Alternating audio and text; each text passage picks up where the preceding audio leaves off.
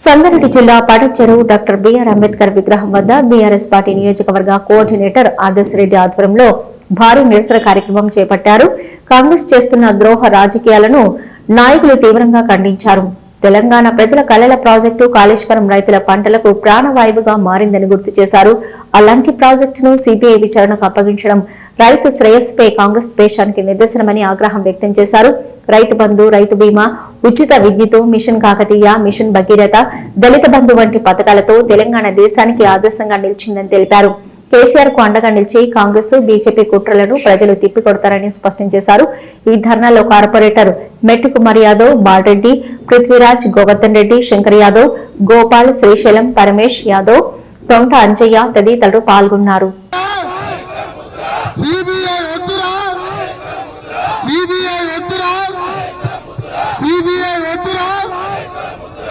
కేసీఆర్ గారి పైన కుట్ర అంటే తెలంగాణ పైన కుట్ర అనాలి. కేసీఆర్ గారి పైన కుట్ర సత్యం సత్యం సత్యం.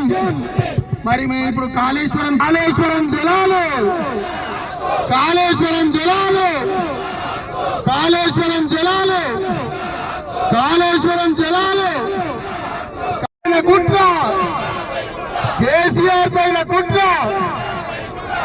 నేను ఒకసారి ఆలోచించాలి మనం. మరి ఈ మొన్న పెట్టిన ఘోష్ కమిటీ గురించి కూడా ఒక 2 నిమిషాలు మాట్లాడుకుందాం.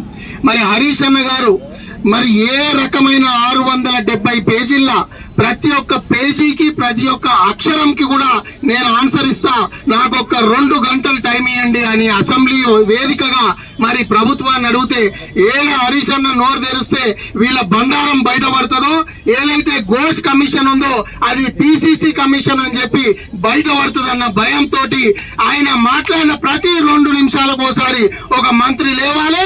33 సార్లు మొన్న అసెంబ్లీలో మన ప్రియతమ నాయకులు హరీష్ రావు గారు మాట్లాడుతుంటే మంత్రులందరూ ఆపడం జరిగింది. మరి మీరు అందరూ గమనించాలి, నిజంగానే ఘోష్ కమిటీ నిజమైతే మరి మొన్న అక్బరుద్దీన్ గారు అడిగిన ప్రశ్నలకు మరి రేవంత్ రెడ్డి గారు ఎందుకు ఆయన మరి తడపడ్డారో మీరు అందరూ కూడా గమనించాలి. అక్బరుద్దీన్ గారు 3 మంచి ప్రశ్న అడగడం జరిగింది.